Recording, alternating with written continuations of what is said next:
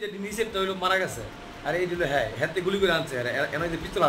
লাখ টাকা নিয়ে নারায়ণগঞ্জের সোনারগাঁয়ে বাড়ি ফিরছিলেন রাকিব নামের এক ব্যবসায়ী। এই খবর পেয়ে তার কাছ থেকে টাকা ছিনিয়ে নেয়ার জন্য পথরোধ করে সন্ত্রাসীরা। টাকা না দেয়ায় রাকিবকে দিনে দুপুরে গুলি করে সন্ত্রাসীরা। এরপর এলাকাবাসী তাকে উদ্ধার করে ঢাকা মেডিকেল কলেজ হাসপাতালে নিয়ে গেলে কর্তব্যরত চিকিৎসক তাকে মৃত ঘোষণা করে। আমার মামা তো রাকিবকে ধরে লইছে আয়া দিই ফরা আর পিস্তল গুলি খেয়ে ধরে লইছে।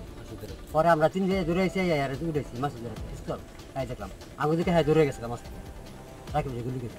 সোনারগাঁ থানার ওসি এসএম কামরুজ্জামান জানান, ঘটনাস্থলের সিসিটিভির ফুটেজ দেখে আসামিকে শনাক্ত করা হয়েছে। ইতিমধ্যে আসামিকে গ্রেফতারে অভিযান চালাচ্ছে পুলিশ। অনুকৃতি Aditya, Asian television.